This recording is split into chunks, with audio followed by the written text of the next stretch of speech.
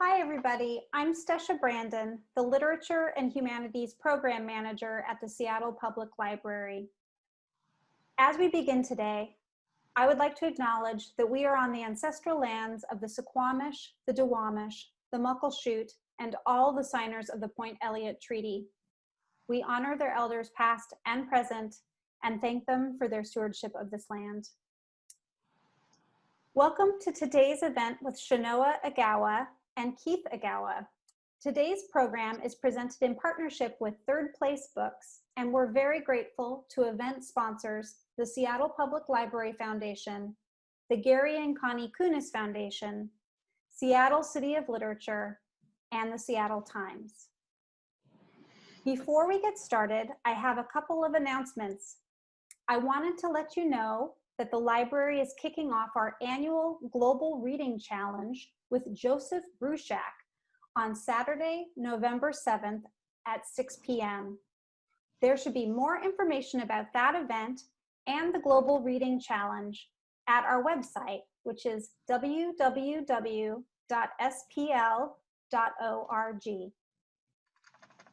Today, after Keith and Shanoa's presentation, we'll have time for your questions. You can type your questions at any time during the program. Just use the Q&A box that's at the bottom of your Zoom screen. We may not have time for all of the questions, but we'll get to as many as we're able. I also wanted to mention that we have live captioning for this event. You can access the captions by clicking on the closed captions icon at the bottom of your screen.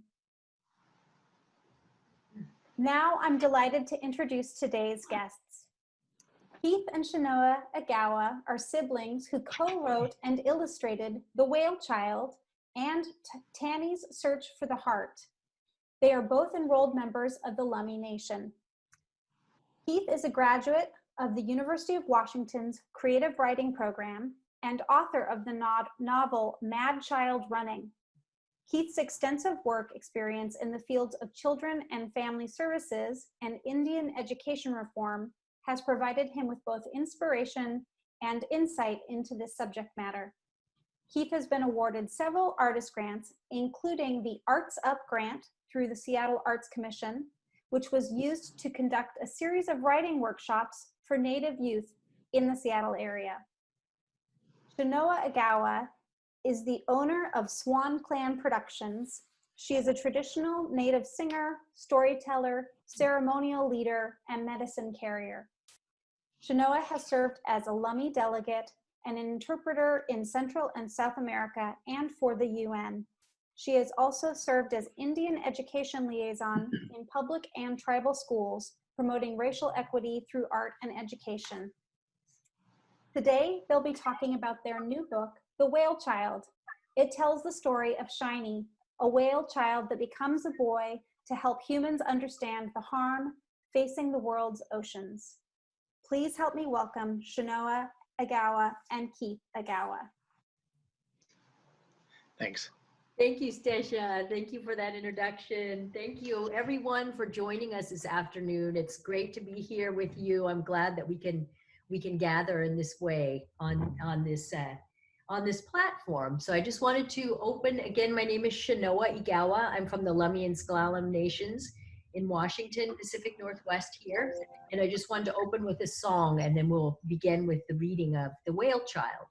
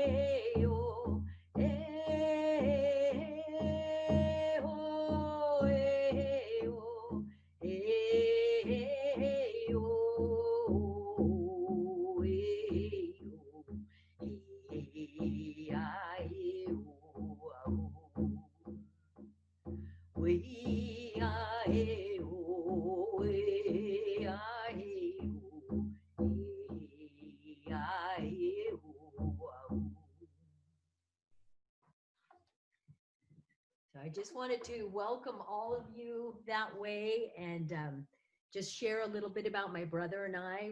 We are a brother and sister. We've been best friends. We have one other sister who's older than I am, and then I'm the second one, and then my brother is the youngest. But we've had the good fortune of being really good friends throughout our entire life, in addition to being siblings. And this is the second book that my brother and I have worked on together. We both grew up with a lot of artwork and storytelling and reading and being out in nature and getting to learn from a lot of different environments and travel. And so it's just really something special to be able to have a brother that you can write and do art with and share a book like this. So I just wanted to mention that at the beginning, and then my brother is going to go ahead and begin reading The Whale Child. Thanks.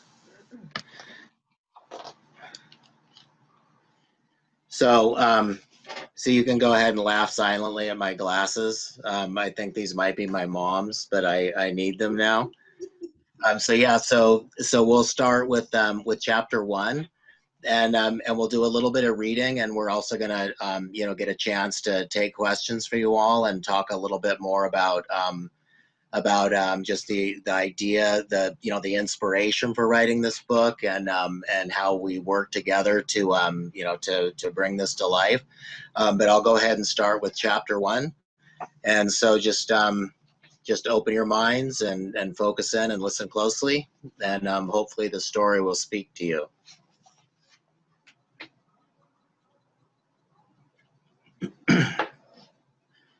In our world today, there lives a whale child, born not so long ago in the waters of the South Pacific Ocean.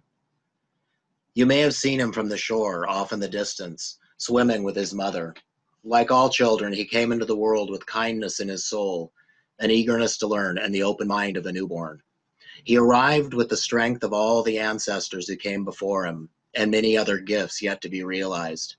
His name arose from the movements of the great sea and the light reaching down through the water, sparkling beneath the waves, though it is a name that cannot be pronounced with our human voices. Sunlight dances, shines, and shimmers upon the water's surface as the whale child passes, and when he is close, the countless creatures of the world's oceans feel hope within the currents made by the movements of his fins. And they all sense he is special. Bright light twinkles within the inky blackness of the whale child's eyes, as if the stars came down from their home in the night sky to rest there in his gentle gaze. From the earliest days of his life, the whale child's mother taught him the language of the sea through timeless songs that carry the stories and wisdom of life on earth. She told him how water is the source of life, not only the dark and salty water of their ocean home, but the water that flows sweet and clear over the land, the water that sits in still lakes, ponds, and marshes, and the water that falls down to us from the sky, all of these many pathways joining together to create the living veins of our planet. Listen and remember, said the whale child's mother. The earth's waters are sacred, as all living things must have water to survive. Listen and remember. All creatures of the ocean were healthy and strong, back when clean waters could carry a song to the ears of others far away in bountiful oceans through dark night and bright day. But now I will show you things that are happening in the sea and on land. And you, my child, you will share what you learn. The whale child remained with his mother in the warm southern waters of his birth until he had built up plenty of insulating fat for the icy Arctic. Then his mother led him on the long journey north, and there they spent the spring and summer months in the cold northern waters, swimming along the coastline by glaciers and sea ice. There they fed on small fish, plankton, and tiny shrimp called krill that appeared within the ocean in groups as large and numerous as clouds in the sky. She taught her child to swim straight up toward the surface, beneath the swirling schools of krill, using the brushy filters the whales have in their mouths called baleen, to filter the tiny creatures from the water. She also taught him to stay clear of ships and boats that could strike and kill a whale. She taught him to recognize and avoid fishing nets that could entangle a whale's body and fins. At all times, she kept her baby close by her side, often reaching out and touching him with a giant flipper to make sure he was close and protected. To the whale child, the beauty and abundance of his world were endless. As he glided through the water, never far from the protective shadow of his mother, he was safe and happy. And he would show his joy in the same way he'd seen his mother and other whales do, by launching himself clear of the surface and crashing back down with enormous, thunderous splashes.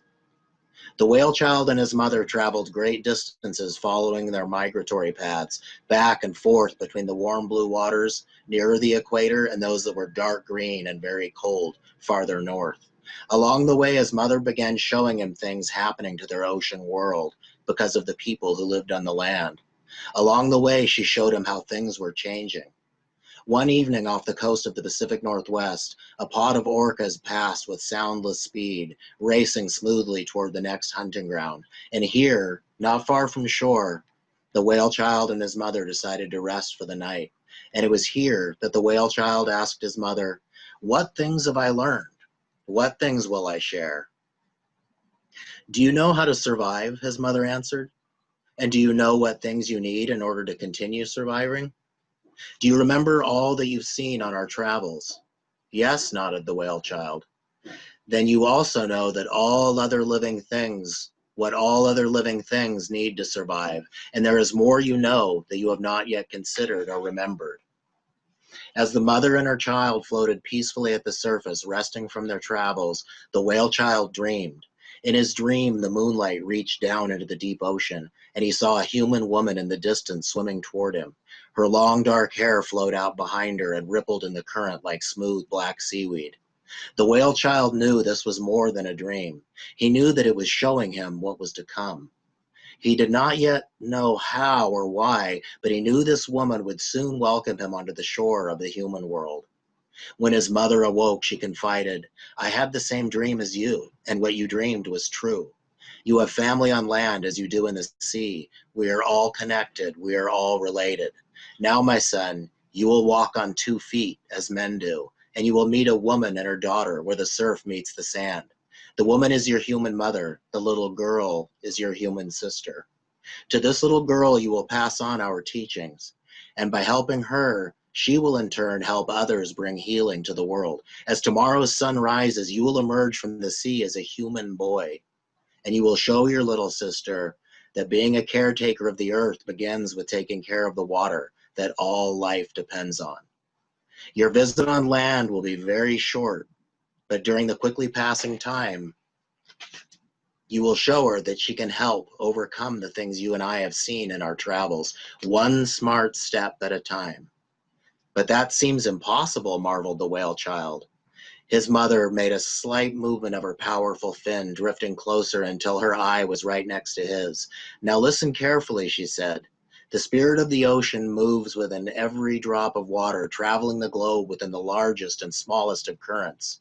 It lives within the bubbling, roiling waves, within the sea foam on the still surface, and down into the deepest trenches carved in the ocean floor.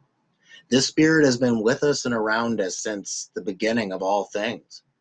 And during every part of your travels by my side, it has witnessed your happiness and your reactions to the bad things you have seen when you looked upon the many threats to life in the ocean. It has seen that you are not disheartened and do not give up in the face of difficulty and challenge. So of all the creatures of the ocean, the water spirit has chosen you for what will happen next. It has chosen you to carry the wisdom and memory, not only of all the whales who came before you, but the wisdom and memory of the vast ocean world and its connections to life on dry land. It has chosen you to share this wisdom with the humans, who will be responsible for what happens to the earth. The spirit of the ocean knows that you are perfect for the task at hand." Before the whale child could ask his mother more about what all this meant, the tiny bioluminescent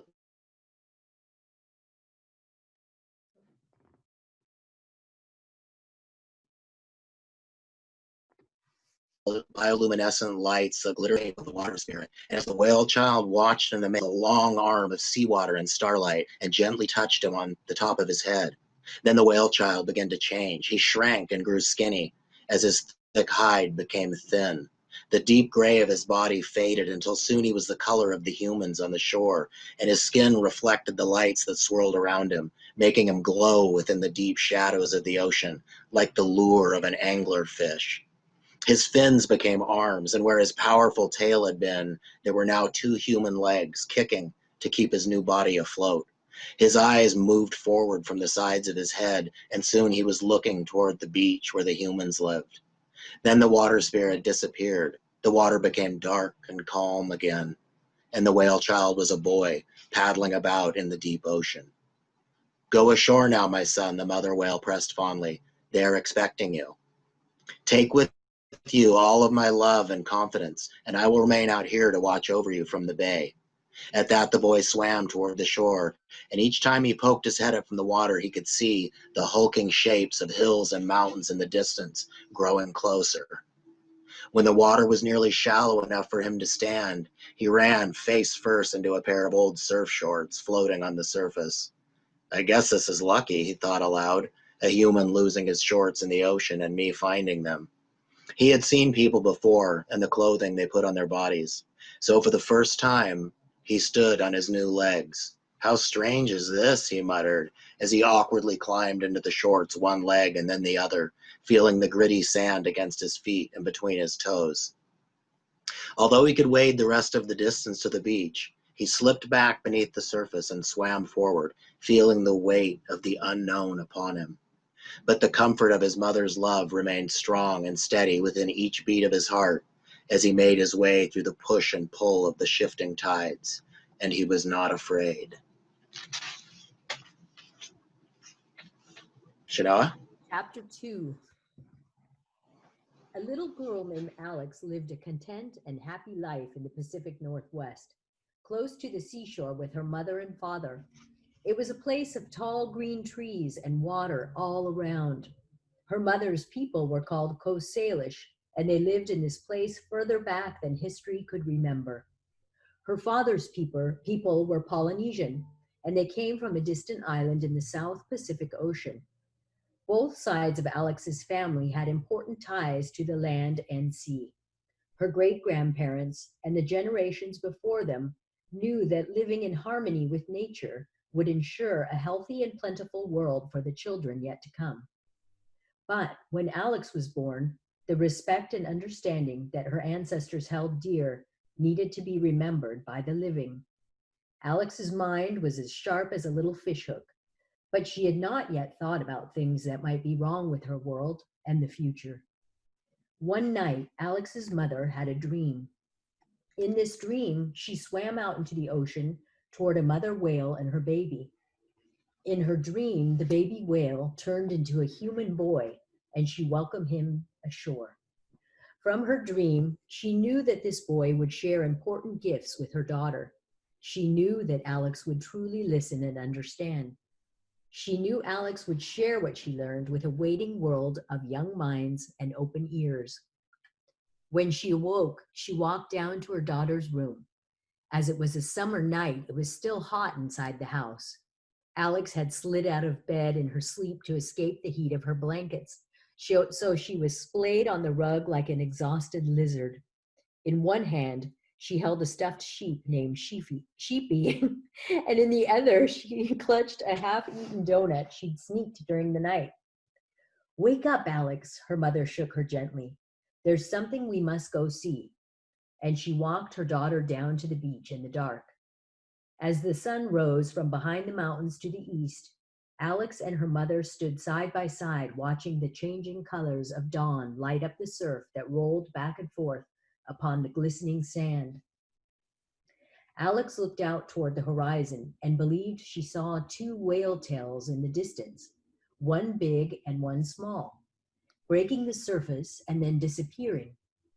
Then Alex heard the haunting notes of a whale song drifting in on the tide.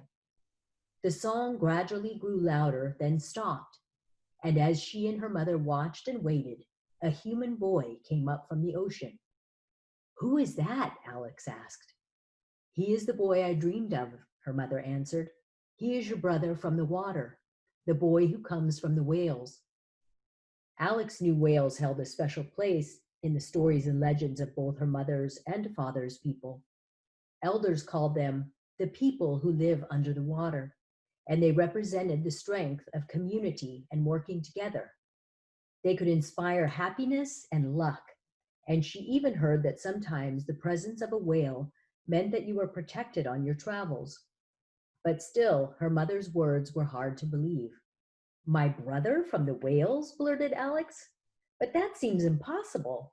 He must be a boy who fell off a boat or went for a late night swim and lost his way, swept down the shoreline by a riptide. As Alex's mother watched the boy make his way toward them, she too was astounded by what she saw. But in a calm voice, she said to her little girl, magic such as this has always existed in the world. And nature will now teach you ancient and eternal truths for a better future. This boy is here to share lessons with a child of pure heart and open mind. So you must listen closely to what he says, for that special child is you, and his visit will pass quickly. Alex felt the truth of this, and her disbelief faded. She nodded and approached the boy with a comfort and kindness that children are born with, and adults often forget. What's your name? She asked. The boy spat out a big mouthful of water, seaweed, and sand. He blinked his eyes, then said, do you know how the sunlight shines on the waves when you look out over the ocean? Yes, said Alex, I know it well. Well, in my language, the language of the sea, my name means sunlight that shines into the deep ocean. That's a very long name. I will call you Shiny, declared Alex. To that, the boy nodded his head and smiled, showing big chunks of green seaweed still stuck in his front teeth. So you are a... Yup, a whale, Shiny confirmed. Alex nodded slowly, her eyes wide and the beginnings of a smile on her lips. But that seems impossible, said Shiny. Yup, seems impossible. Shiny looked back over his shoulder. But here I am. He gestured toward the ocean. And I came from far out there. Alex thought about her mother's words of the magic in the world. And this was happening before her very eyes, after all. So Alex replied, oh, I believe it. I said it seems impossible, not that it is impossible. And here you are, and here we are together. Just then, a small shape appeared in the sky above their heads. It moved from inland, heading toward the sea, and Alex flinched when the winged shadow dove down toward them before gliding out over the bay. The silhouette quacked loudly, with a croak like a toad with a frog in its throat, and Alex realized it was a duck, already awake and on the wing. Go find a nice little pond to float in, she called out to the bird, before you crash into the ocean and get swallowed by a goosefish. Shiny smiled and nodded his head, but said nothing as he watched the duck pass by.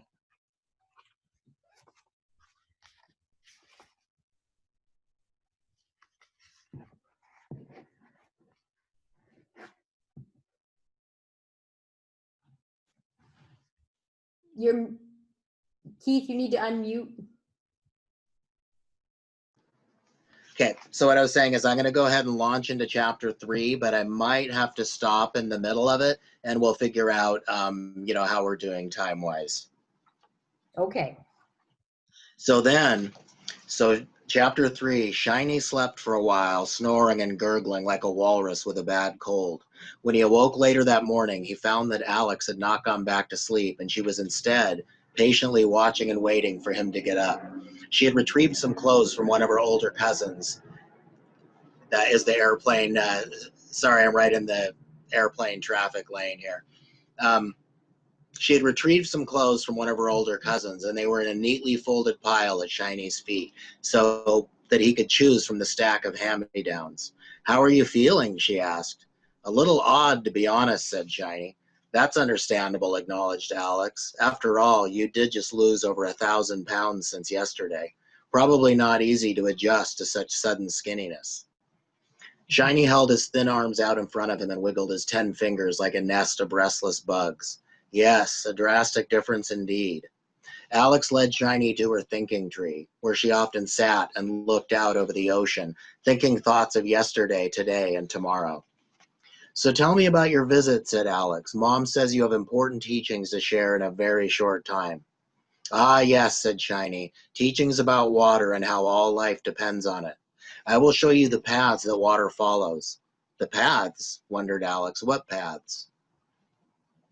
Shiny considered her question, then asked, Where does your drinking water come from, Alex? Straight out of the faucet, she replied. Shiny laughed. There's much more to it than that. Listen. The rain comes down and goes into the ground. It sits in pools and lakes. And way up high to nearly the sky, huge glaciers water makes. It freezes, it melts, it evaporates, and up in the clouds it waits. Alex pondered. Not sure what that's all about. I think you better show me. That's the plan, said Shiny. And I will show you how people are interrupting and destroying these paths. These things are there for everyone to see, but seeing doesn't seem to be enough. Enough for what? Asked Alex. Enough to make humans change their behavior and not take the health of water for granted. Okay then, my brother from the sea, said Alex. Let's go see these teachings. From the moment Shiny had stepped onto the beach and stood before her, Alex felt comfort in his presence, despite the unusual nature of his arrival and the uncertainty of what lay ahead. She felt safe and at peace when Shiny stood close by. Come along with me, said Shiny, and I will show you. At the edge of the village, Alex paused in an open space on the outskirts of the forest. She listened and she waited. Shiny pointed in all directions. Ah, the natural world, he marveled. Creatures and spirits and fantastic forces unseen. It may seem as simple and familiar as the rock and the tree, but it is full of powerful mystery. Like magic, said Alex? Yes, exactly that, said Shiny. Now let your mind be silent and still as you listen and learn. Let your heart be open. The natural world is alive, beautiful, and giving, but it can be lost when people do not take care of it. I will show you how things are changing in very bad ways. I don't believe I'd like to see those things, Alex shuddered. And to this Shiny answered, in the time we're now living, you have no choice but to see them, because to ignore these difficult things is to let them keep happening. Shiny saw that Alex looked dismayed at the thought of losing her beautiful and giving world, so he put his hand on her shoulder. Do not lose hope, he added. Seeing what is bad will make you realize the good you can do. Take one smart step in the right direction, and the next will come much easier. Just then, a little duck with an extra large head landed next to them on the grass. He stretched his short wings and squawked loudly. Then he pecked at Alex's foot, his beak making thumping noises against her rubber boot. Hey, I know that croak in my bones, exclaimed Alex. You're the duck who flew over our heads this morning on the beach. The duck quacked again, to which Shiny answered, Yes, of course. Come along with us and help bring the world into view. Bufflehead, meet Alex. And Alex, meet Bufflehead. And Bufflehead stopped chewing on her boot. Alex frowned and looked doubtfully at the bold little bird, but she said nothing and followed Shiny. Chapter 4. Shiny and Alex. Are we doing okay? Are we Okay, doing go ahead. time? Okay. Shiny and Alex. Yeah, keep going. Chapter 4. Shiny and Alex quickly became friends, and as they traveled the countryside through grassy fields and shady forests, it was as though they had always known one another. When midday arrived, they stopped on a sandy beach to rest. Alex found a log where a brown lizard was sunning himself, and she sat down and emptied her lunch bag. She set aside a little cupcake with blue frosting and ate a cheese sandwich and an apple. But since Shiny was still a whale at heart, he dove back into the ocean, chasing after shrimp and small fish. Alex watched him slipping and darting within the waves, and when she noticed Bufflehead next to her, she gave him a crust from her sandwich. Eat up, Buffly, and don't sit on that little reptile creeping down the log. Alex noticed that Bufflehead ignored the lizard and kept his head cocked sideways, with his little black eye focused on her. So she concentrated to see if she too could make him speak, so that she could understand as Shiny seemed to do. But no words or sounds came from the duck. Once Shiny had gotten his fill, he came out of the water and walked up to the log where Alex and Buffle had waited. "That's a lot of strong-smelling sea life you just ate out there," said Alex. "Do whale boys brush their teeth?" "Whales don't, and boys do," said Shiny. "So I guess whale boys are a little confused about it." Alex had taken a few steps down toward the shore to look out over the ocean, and now she turned away from the water to look back at Shiny. "Did you just eat my cupcake?" she asked. "No." "Then how come your mouth is all blue?" Shiny laughed and shook his hair dry like a dog. "I'm sorry. I had to test it," he said, "to see what kinds of foods you humans are eating."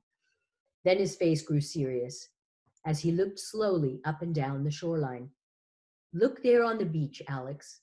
Fish and birds get tangled in nets and are left to drift. Some have eaten garbage and died. Even the small things that people toss to the ground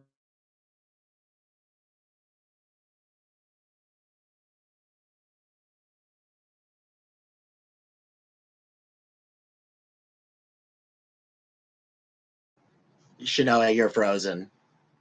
Can you hear me?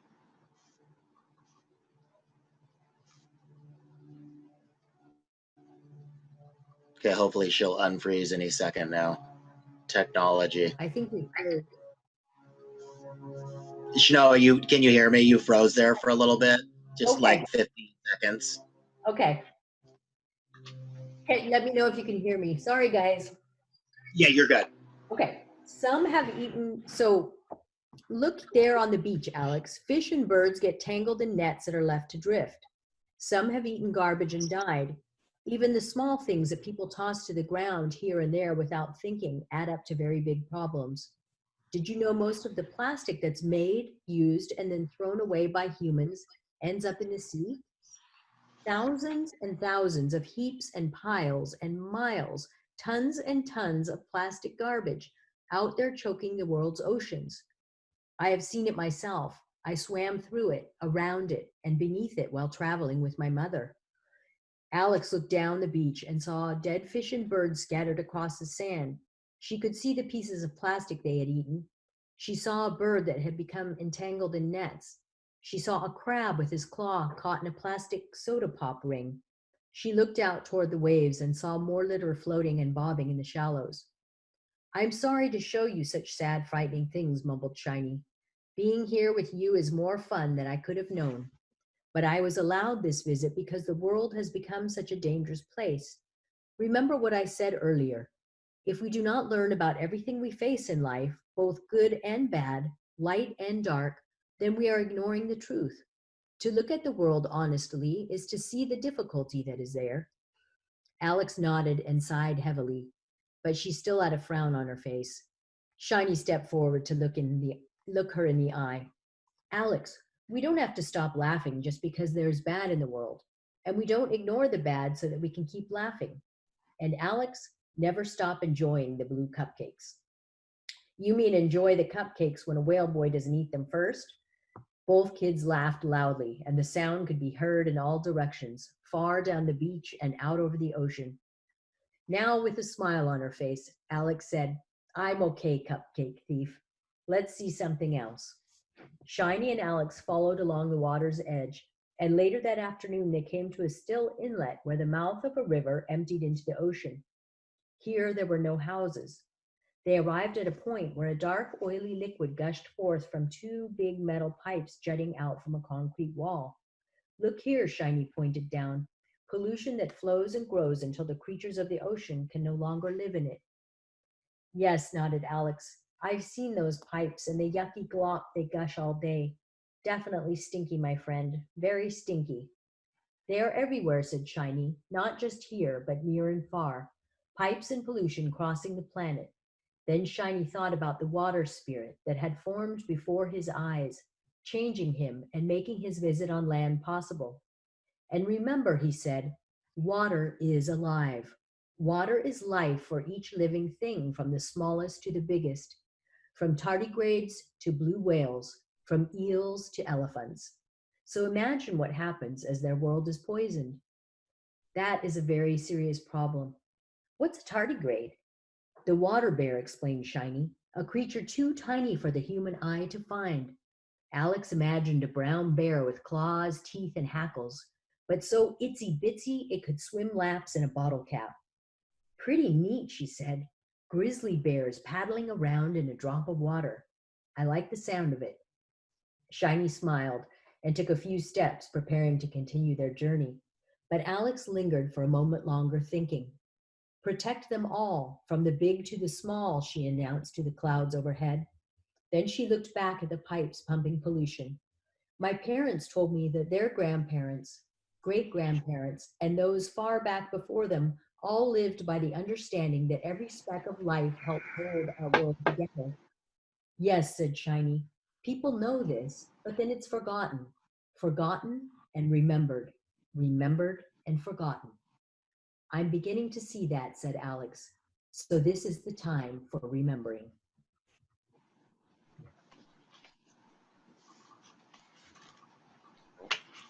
Okay, so we should stop there. Am I right, time-wise, for some questions?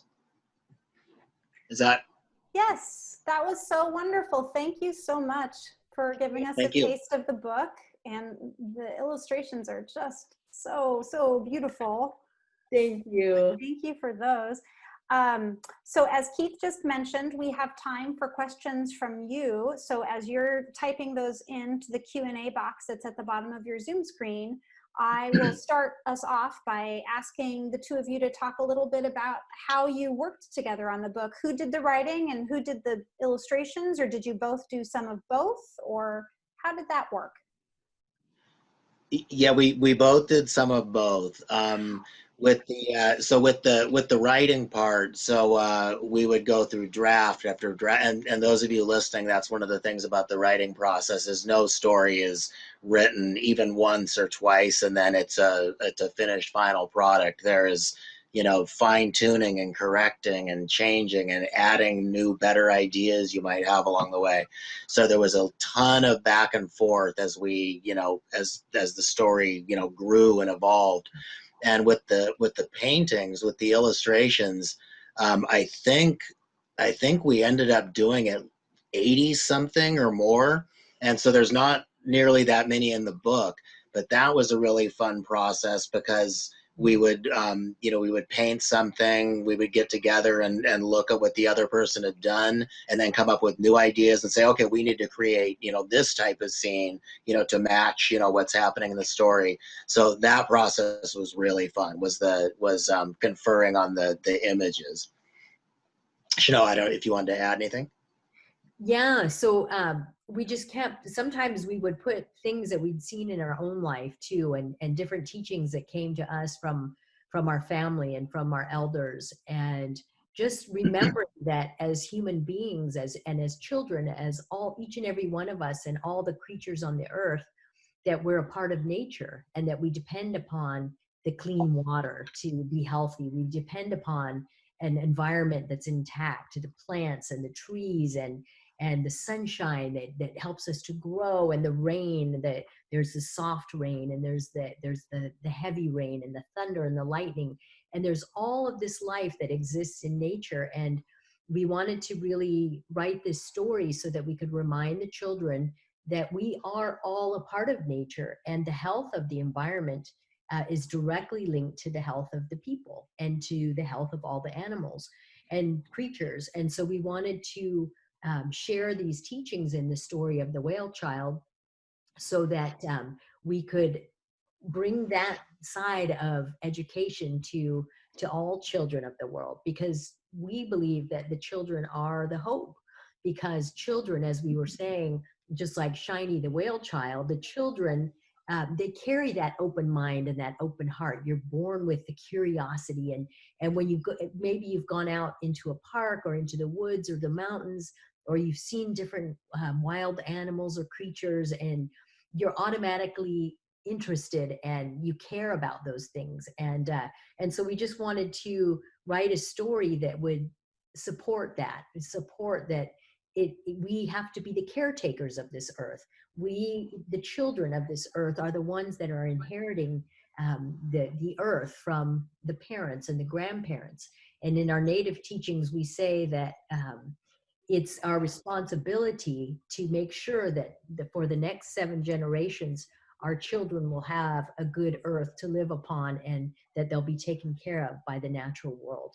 But that's a relationship that we have to have together in order to make sure that happens. We have to be aware that all things in nature are alive, and they all have a spirit, even the trees and the stones and the mountains, and not just the creatures that move, but the ones that are living and growing, all the plants there, and the water has a life. The water has a living spirit. So so my brother and I really wanted to share those teachings with all of you so that you would remember that, and that you could be helpful in that way, and that you could take care of the earth, and we could do that together, all of us, our families, our parents, and all the children of the world. So that's what we were thinking when we wrote that story too. That's great. Yeah. Thank you. Thank you for that. Casper and Otto asked the first part of my question, how did you work together to create the story? But they're also wondering, Casper and Otto, how did you think of the story? And I think you answered a little bit of that just now, talking about some of those other factors. But is this specific story of Shiny the Whale something that you grew up with, or is it something that you two created? Do you want me to start with that, Keith? Yeah, sure. Okay. So the story originally, hi Otto and Casper. The story came from, it was inspired by a real life event that happened with our older sister when she was ready to give birth to our nephew, her son. She had a dream about swimming in this tropical water, and she came upon this whale.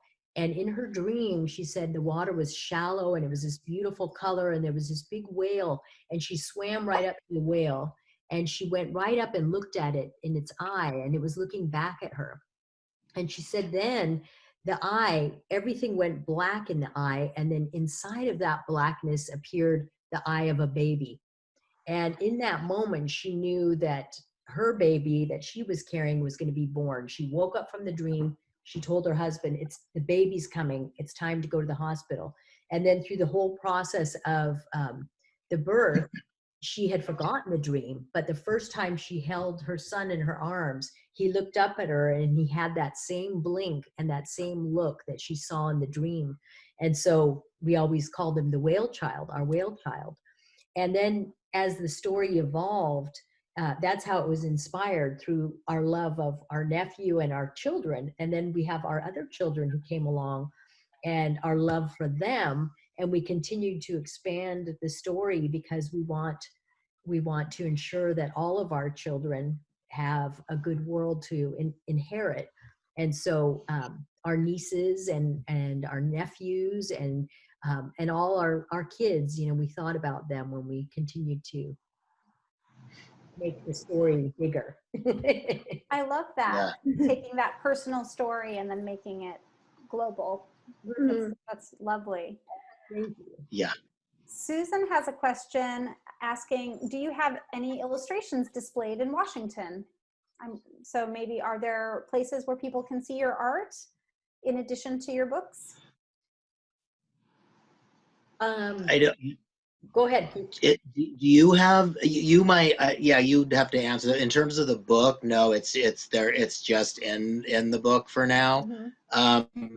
But one of the things when I mentioned that we have over, I think, 80 illustrations, and Shanoa, do you know offhand how many are in the story? Maybe 30 something, or and I could be wrong on the number, but so we do want to make a point of getting those other ones out there in some way, so that folks who read the book and see those, and it contributes more to the visual of the story, which is pretty cool.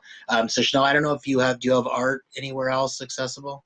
I think you can see some of the art just online, but I remember back when we've been working on the book for a while, and the Tacoma Art Museum was one of the ones that had mentioned that they'd be interested in displaying the art. So that's a possibility. They have different programs where they invite different artists to come in and share things like that. So that's a possibility, but not at this moment. And then we'll be, there are some images on the internet, yeah, on the Amazon page, I believe there's quite a few of them. And then we have the whale child on Instagram, so we post some of the pictures there. Oh, so people can follow you on They Instagram. can follow us on Instagram at the whale child, and then on Facebook too. So Oh, that's great. yeah. Do you have any illustrations that we didn't get to see yet today that are some of your favorites that you wish people could see? Or, you know, what were some of the ones that were sort of the most fun to work on? Actually, if you want, you could go through the remaining ones that we didn't actually open. Should we do I it? don't know if that's a possibility. There's I think there's a handful in there we didn't see, right? Because we didn't read the last two chapters we thought we'd have time for, so they should be uploaded. Sure. So I'll, why don't I share that again? And then maybe you can talk a little bit. Does that sound okay? Sure. So tell us the name of this creature again. So that was how Alex envisioned the water bear, which is a little, microorganism that's almost jellyfish-like, slight resemblance to a bear. But when he said that, that's what, she envisioned was an actual grizzly bear in the water. So I love it. Let's see, here's the next. And this beautiful thing, this reminds me of a place in Oregon. Uh-huh. Yeah, this is when Shiny comes ashore. So you have Shiny coming in. Wait, no, that's when they come back from one of their adventures, when they're out on one of the lessons. That's when they return at the end of the day. Oh, okay. Yeah, that's beautiful. Ooh, look at that. And go ahead, Keith. Do you want to talk a little bit about this? So by listening to what we've read, you probably have a sense that Shiny's presence on the earth is to on land is to teach Alex about these difficult, bad, challenging things going on in the world, so she can become aware and then learn more and then become active in helping to change these things. So they travel her homeland, seeing all these different things that are going wrong that she wasn't aware of. And then eventually they're able to share a dream together, because Shiny wants to show her things that are actually going on in the ocean under the water. So it's a magical thing. And they share a dream where they travel throughout the world's oceans in the dream, but see the things that are actually happening. So that's one of the images from that dream sequence. Wow. And, oh, wow, this is so beautiful. And that too. So tell us a little bit about what medium did you use to create the art, or is it a mixture of media? It's a mixture. Both of us used watercolor, but we also used some pencil and even some pastel at times. But and then even some ink, some black ink, and but I think the main part of each one is more watercolor. Oh, wow. Predominantly watercolor, yeah. Yeah, I think that's. And that's just a view of her little village at night from the water. From the water. What Shiny might see. Yeah. Oh, yeah, I think that was. Yeah, what Shiny would see when he poked his head up. Yeah. Let's see if we have any other questions here.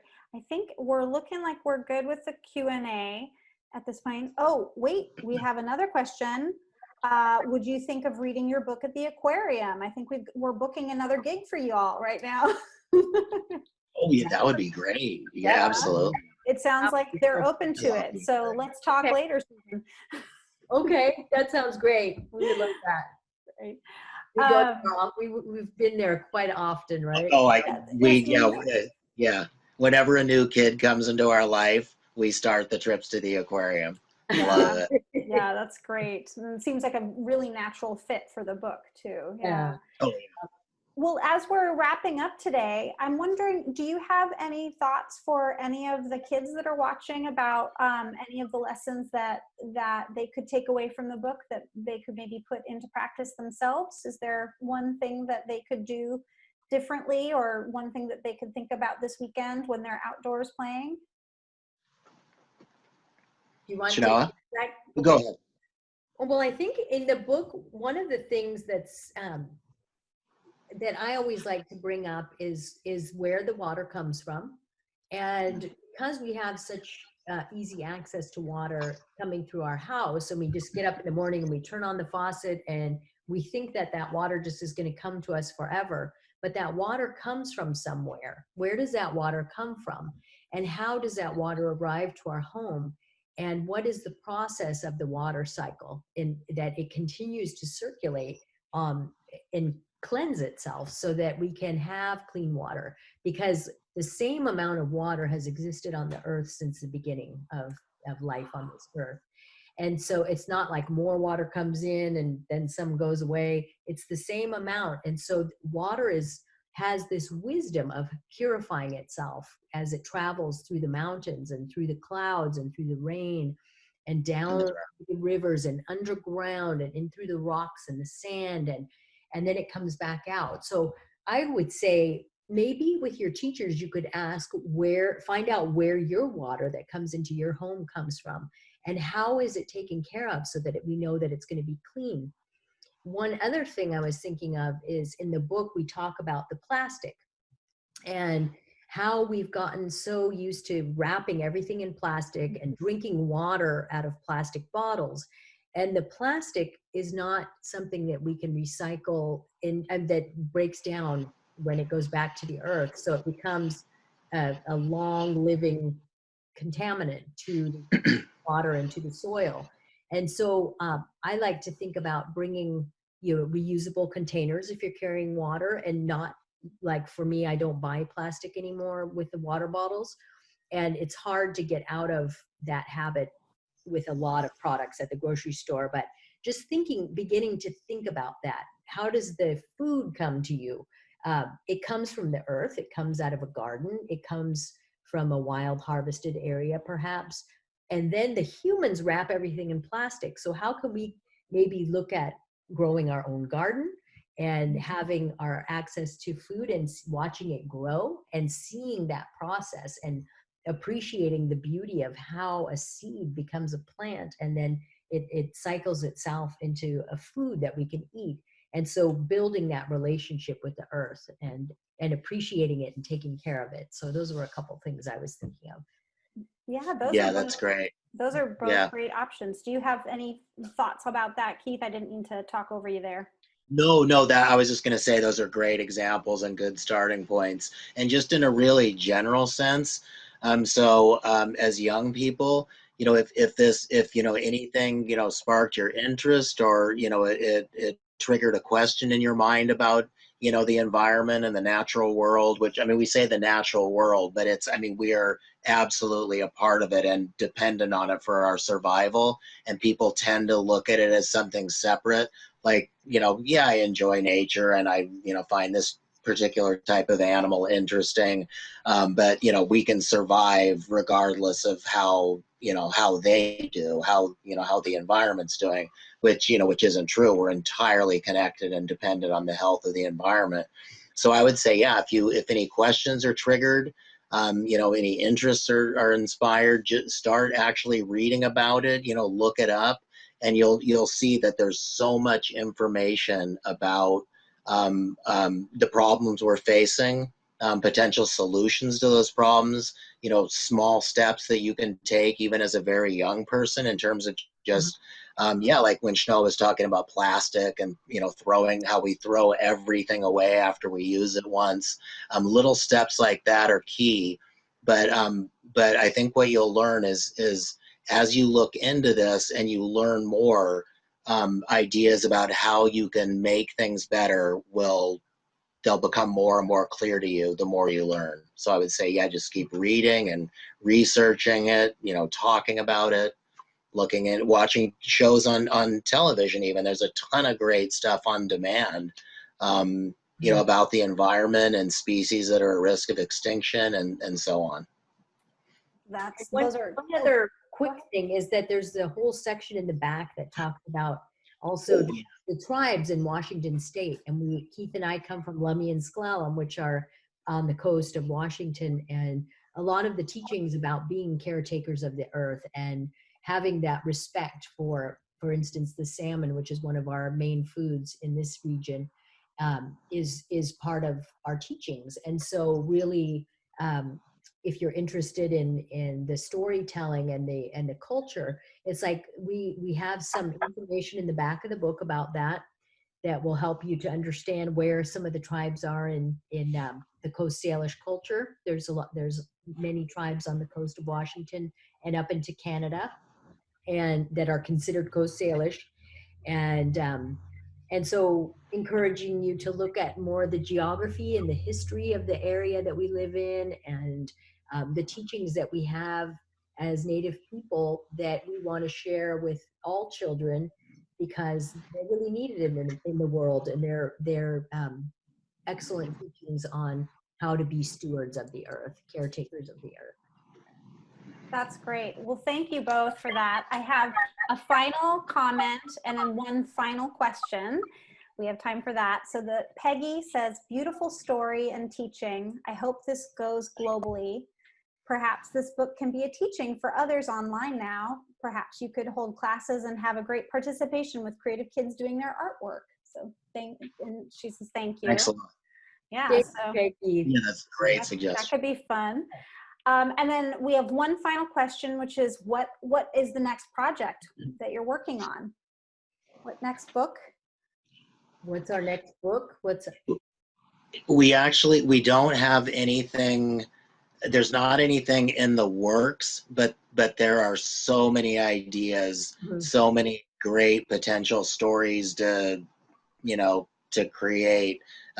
Yeah, there's nothing definite right now, but absolutely there'll be more projects to come, definitely. Yeah, that's great. Well, thanks so much, Noah and Keith. This has just been such a pleasure. If those of you out there are interested in reading The Whale Child, you can find it on the library's website. That's www.spl.org. Or you can find it at our partner booksellers, Third Place Books. They're open for limited browsing and curbside service, or you can order it from their website, which is www.thirdplacebooks.com. And thanks so much to today's sponsors, the Seattle Public Library Foundation, the Gary and Connie Kunis Foundation, Seattle City of Literature, and the Seattle Times. And of course, thanks to all of you for being here, and we'll see you next time. Bye, Keith. Bye, Noah. Thank you. Thanks so much. Really appreciate it. Thanks so Y'all much. take care. Take care.